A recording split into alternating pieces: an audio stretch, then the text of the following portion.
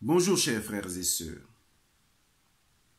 Hier, 28 mars 2021, sur la chaîne de télévision Elvic officielle, le présentateur Isaac Kofi nous a montré des images inédites des massacres du Duékoué. Et ces images ont permis de comprendre la souffrance des peuples de l'Ouest et de réfléchir davantage sur le procès du président Laurent Gbagbo à La Haye,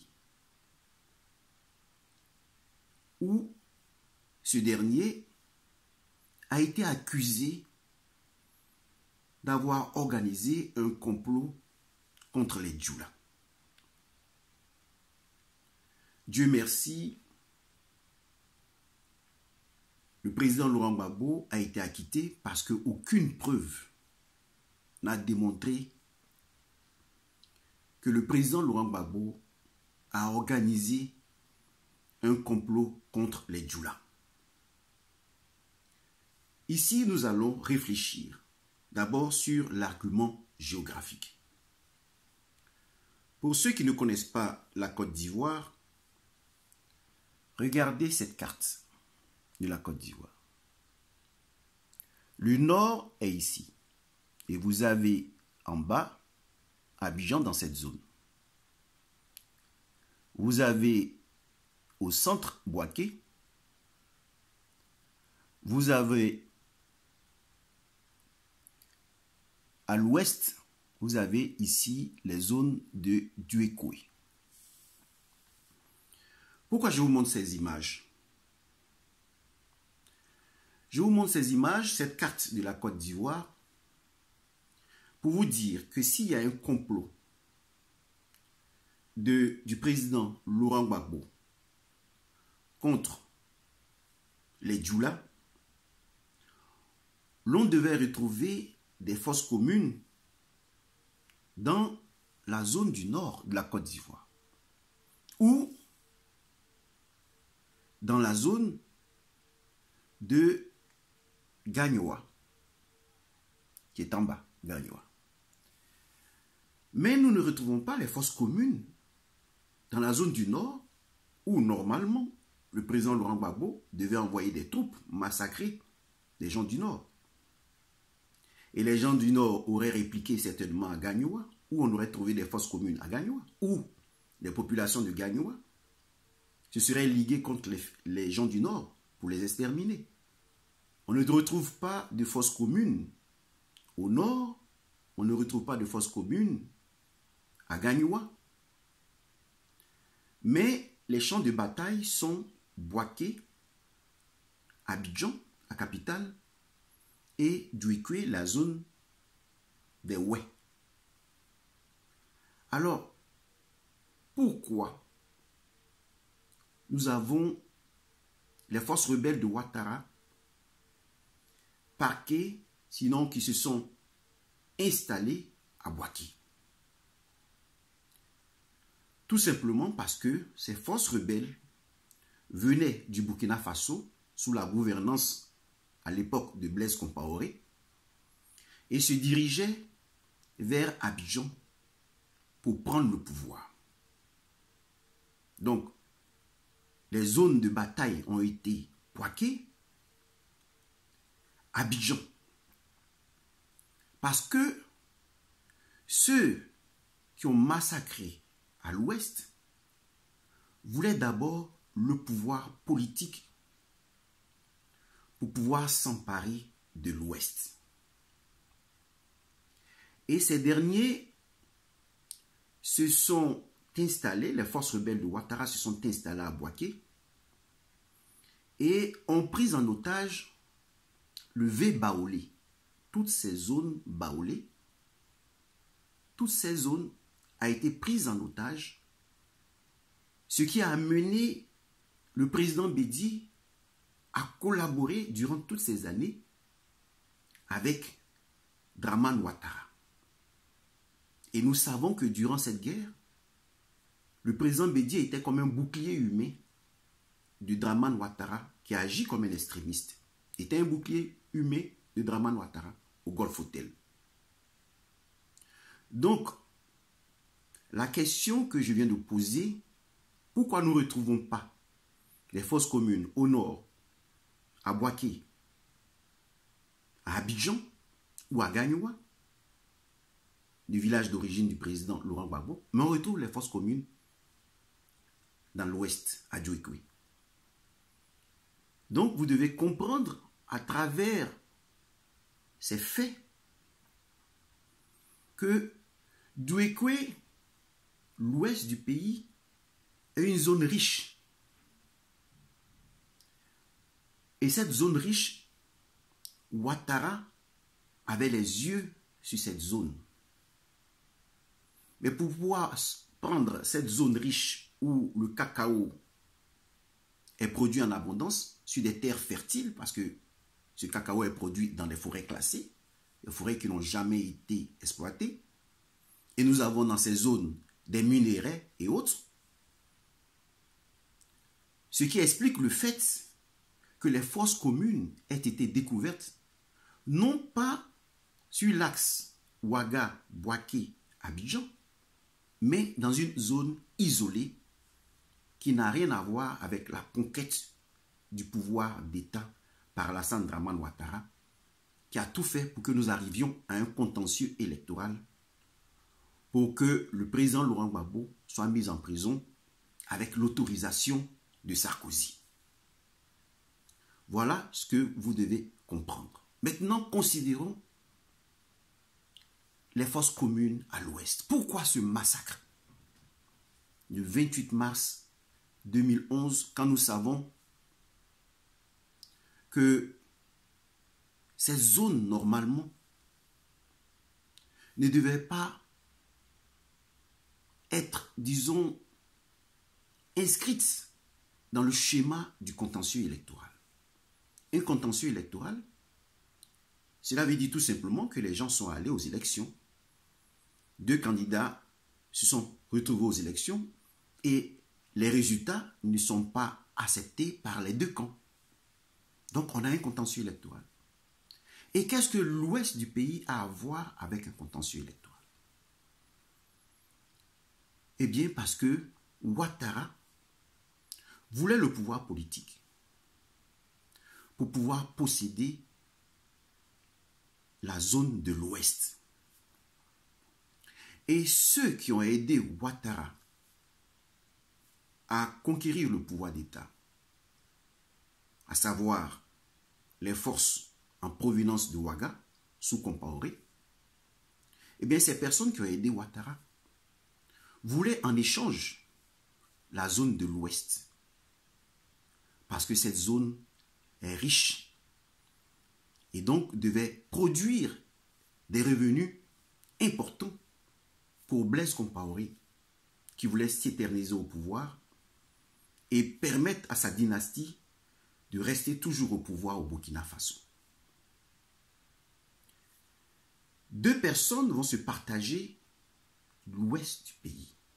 Et nous allons voir à qui profitent les crimes commis dans l'ouest du pays. En septembre 2019, l'on va parler du travail des enfants dans les champs de cacao. Parce que ceux qui suivent l'actualité vont se rendre compte qu'il y a eu une émission sur le travail des enfants dans les champs de cacao à l'ouest du pays. Ces enfants étaient achetés à 150 000 francs CFA, à 200 000 francs CFA. Et ils se retrouvaient dans cette zone pour y travailler. Ces enfants étaient en général d'origine burkinabé.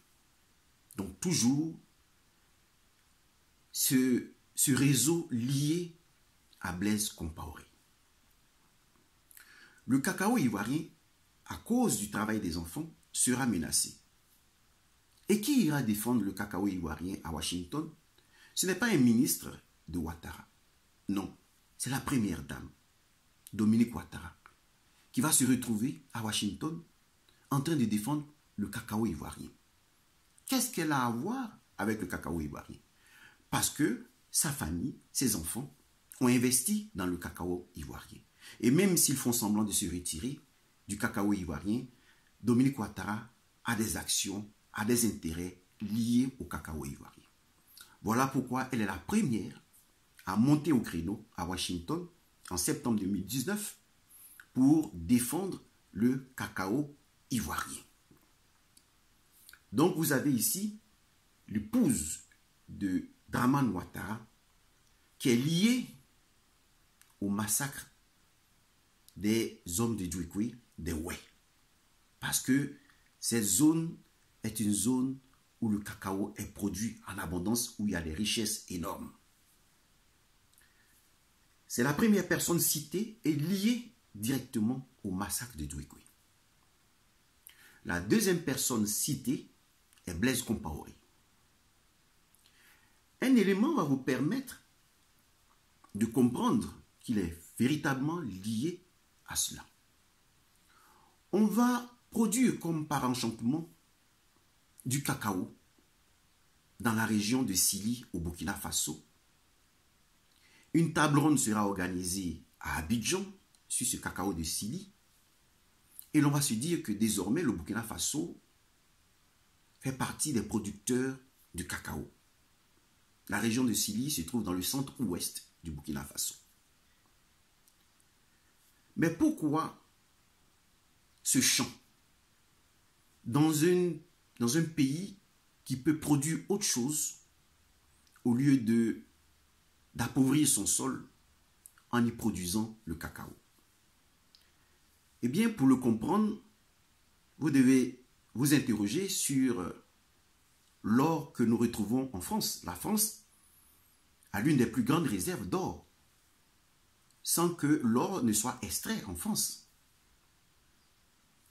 Où l'or est extrait? L'or est extrait en Afrique. Nous prenons par exemple Ouattao qui avait des mines d'or, le défunt Ouattao qui avait des mines d'or. Ces mines d'or, quand il prenait l'or, où il envoyait, bien sûr, à ses amis européens. Lorsqu'on sait que Soro Guillaume est lié à Macron, on ne serait pas étonné que l'or transite et arrive dans le trésor français, là en France, et que la France ait une bonne réserve d'or.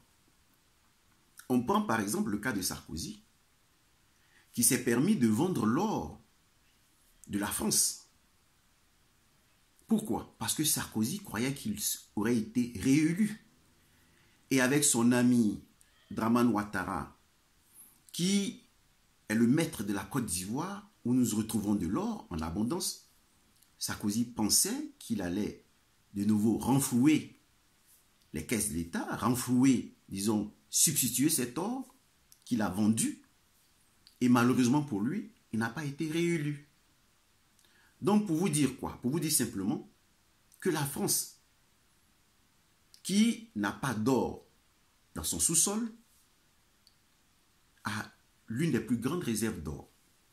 C'est le même principe que Blaise Compaoré va utiliser en disant que le Burkina Faso produit du cacao dans la région de Sili, et cela va se faire avec l'aide de Dramane Ouattara et de Dominique Ouattara, de telle sorte que les populations burkinabées qui sont venues du Burkina Faso, ces hommes de Blaise Compaoré qui sont installés dans la région classée, dans la région où nous avons les forêts classées, nous avons par exemple celui-là, Orémi, qui est devant la justice pour répondre de ses crimes, selon Ouattara. Eh bien, Orémi, comme on le dit, avait une vaste plantation de cacao. Eh bien, ce sont les hommes de Blaise Compaoré. Blaise Compaoré ayant aidé Ouattara à conquérir le pouvoir d'État, il a eu en retour cette zone de l'Ouest comme butée. Et donc, en parlant du cacao au Burkina Faso, dans la région de Sili, les hommes de Blaise Compaoré peuvent permettre le trafic, lier le cacao ivoirien au cacao de Sili, est arrivé au port comme si ce cacao ivoirien, produit sur le sol ivoirien, était un cacao qui était du cacao produit au Burkina Faso. Voilà la stratégie peaufinée, mise sur pied par Blaise Compaoré, Dramane Ouattara, Dominique Ouattara, pour voler le cacao ivoirien. Comme l'or est volé par les hommes politiques de l'Élysée en Afrique ou au Mali. Voilà grosso modo ce que vous devez savoir de ces personnes qui sont liées au massacre du Djouikwi, au massacre de Oué. On va aller au-delà de cet argument géographique et aussi économique. Parlons maintenant de la stratégie légale de Ouattara qui décide de manière rationnelle, objective, posséder l'ouest de la Côte d'Ivoire. Eh bien, cette dame va être aidée par son mari, par Alassane Ouattara, qui va nous parler de la loi sur l'apatridie en Côte d'Ivoire. Ouattara est né en 1945. Ouattara a été de toujours nationalité burkinabé, sinon voltaïque.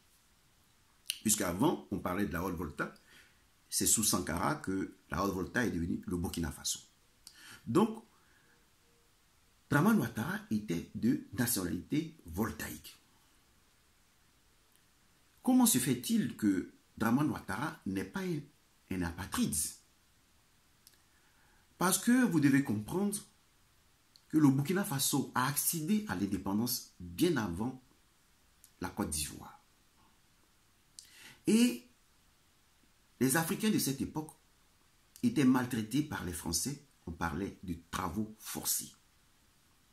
Donc, quand ces pays comme le Burkina Faso sont arrivés à l'indépendance, leurs ressortissants se sont rués vers ces pays pour prendre leur nationalité burkinabé.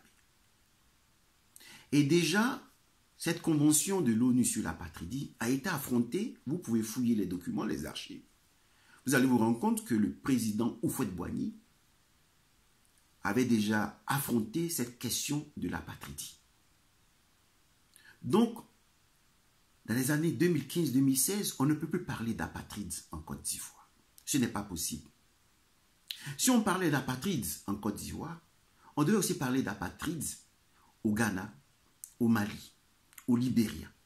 Mais pourquoi seulement la Côte d'Ivoire? Parce que Ouattara a décidé de faire un cadeau aux hommes de Blaise Compaoré en leur concédant la nationalité ivoirienne en masse. Lorsqu'on dit que vous êtes un apatride, ça veut dire que vous n'avez pas de pays. Alors, en votant la loi sur l'apatridie, Dramane Ouattara permet de donner légalement la nationalité ivoirienne à tous ses ressortissants, compatriotes, sinon partisans de Blaise Compaoré, parce qu'il faut comprendre que ce n'est pas le Burkina Faso, mais ce sont les partisans, c'est la politique de Blaise Compaoré qui a été chassée du Burkina Faso. Donc lui, il va s'occuper une partie de la Côte d'Ivoire. Étant marié à une femme ivoirienne, demain, il peut préparer l'accession de ses enfants au trône présidentiel en Côte d'Ivoire. Donc, Blaise Compaoré vise loin. Il occupe une part entière, une région entière, la région Oué, ce qui lui permet de posséder la Côte d'Ivoire, un jour d'installer des hommes, ses enfants, ses proches à la tête de la Côte d'Ivoire, mais aussi à la tête du Burkina Faso. Donc, Ouattara décide de concéder la nationalité ivoirienne aux hommes de Compaoré en votant la loi sur l'apatridie. Et là, nous allons aller de mal en pis. Je dis bien de mal en pis, parce que vous allez voir ici la première dame, Dominique Ouattara, qui remet plus de 600, on dit plus de 600 000 élèves obtiennent une identité légale. Ces 600 000 élèves s'inscrivent toujours dans la loi sur l'apatridie. Dominique Ouattara, qui a des intérêts à l'Ouest, va soutenir Blaise Compaoré en donnant aux enfants de ces derniers des extraits, sinon des jugements supplétifs, parce que ce ne sont pas des extraits de naissance. Ce sont des jugements supplétifs. Elle va les remettre aux élèves, aux enfants de ceux que l'on appelle des apatrides. Ces derniers jettent leur identité et se font passer pour des gens qui n'ont pas de pays. Et avec l'aide de fonctionnaires internationaux, on manigance tout et on permet aux partisans de Blaise Compaoré, il faut bien préciser, les partisans de Blaise Compaoré, on permet à ces derniers de s'installer dans la zone de l'Ouest. Voilà pourquoi nous avons assisté à ces massacres le 28 mars 2011. Nous avons assisté à ces massacres des Ouais, parce que Ouattara et Dominique Ouattara ont des intérêts dans ces forêts et ont donné ces forêts comme un butin à Blaise Compaoré. Voilà ce qui s'est passé réellement, de manière méthodique, à l'ouest du pays. Donc, ceux qui doivent répondre à la Cour pénale internationale, ce ne sont pas des soldats comme l'OS qui n'ont fait qu'obéir à Dramane Ouattara. Ce sont des responsables immédiats, les gouvernants qui doivent aller à la Cour pénale internationale. Ces gouvernants que sont Blaise Compaoré et Dramane Ouattara. Ce n'est pas un soldat qui a été jugé à la Cour pénale internationale. C'est un président de la République, le président Laurent Gbagbo, qui n'était pas sur le terrain avec des armes. Alors, si la Cour pénale internationale doit respecter ce principe, et Blaise Compaoré et Dramane Ouattara qui doivent, et sa femme Dominique Ouattara, qui doivent comparaître à la Cour pénale internationale. Je vous ai donné les preuves que ce sont ces derniers qui ont organisé le génocide Ouai. Parce que on pose la question très simple. À qui profite ce crime? Le crime profite à ceux qui y gagnent, qui se font de l'argent sur ces meurtres. Et ces personnes sont Dominique Ouattara, Dramane Ouattara et Blaise Compaoré. Maintenant, je voudrais dire une seule chose à Soro Guillaume. Soro Guillaume, que je veux présenter ici comme celui qui dit qu'il est un homme de mission. Donc, il doit rester sur cette position. C'est un homme de mission. Je voudrais dire à Soro Guillaume que pour posséder les terres cacaoyères, Dominique Ouattara et son épouse, Dominique Ouattara et son époux, Dramane Ouattara, plutôt, ont planifié la spéculation du cacao en Côte d'Ivoire. Et pour planifier cette spéculation, qu'est-ce qu'ils ont fait? Ces derniers ont développé l'économie souterraine qui a été contrôlée par Ahmed Bakayoko. On ne vendait plus le cacao pour appauvrir les Ivoiriens, les paysans ivoiriens. De telle sorte que les paysans ivoiriens bradent leurs terres. On ne prend plus, on n'achète plus de l'EVA pour que ceux qui sont propriétaires d'EVA bradent leurs terres. Et ce qui a permis cette spéculation, c'est le trafic de drogue, dont la France est informée, puisque ce sont les militaires français qui ont arrêté les 6 tonnes de drogue, qui ont saisi plutôt les 6 tonnes de drogue au large du golfe de Guinée. Parce que la question est posée à tous. Donc, il faut démontrer sa bonne foi. Mais jusque-là, c'était eux qui avaient planifié la déchéance des jeunes Ivoiriens qui sont aujourd'hui en grand nombre dépendants de la drogue. Ce sont eux qui ont planifié la spéculation afin que nous perdions nos terres. Maintenant, ils vont passer à un autre type d'économie. Parce qu'avec la pandémie, il y a un flux d'argent qui arrive à travers Tidiane Thiam, chargé de rassembler cet argent. Et donc, on va passer de cette économie fondée sur la drogue à cette économie fondée sur l'aide à la pandémie. Alors, Ahmed Bakayoko a été liquidé et sur lui vont peser toutes les accusations concernant la drogue.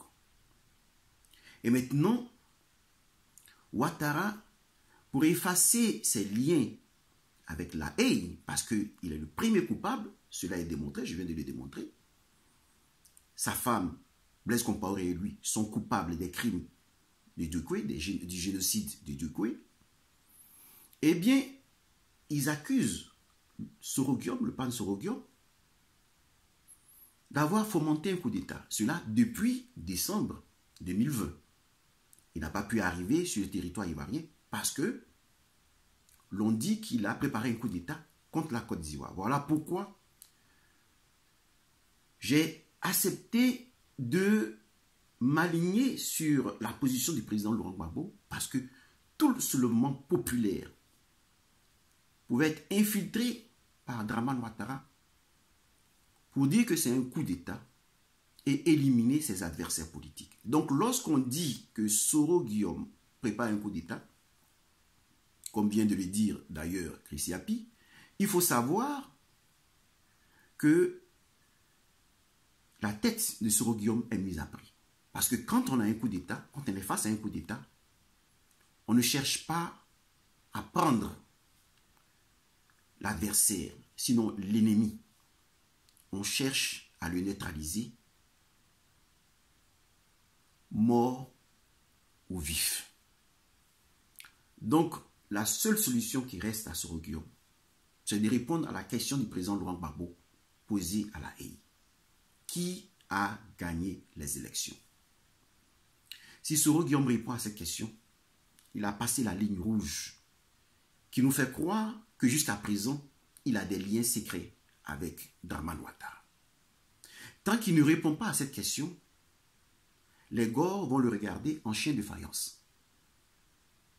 Et ils vont se mettre à le critiquer parce que Soro-Guillaume peut délier le nœud en répondant à cette question. Qui a gagné les élections? Si Soro-Guillaume répond à cette question, il sauve sa propre vie. S'il ne répond pas à cette question, dans tous les cas, le peuple ivoirien va se libérer.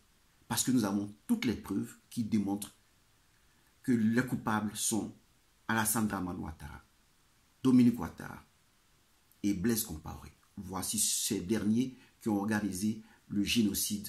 Ouais. Merci.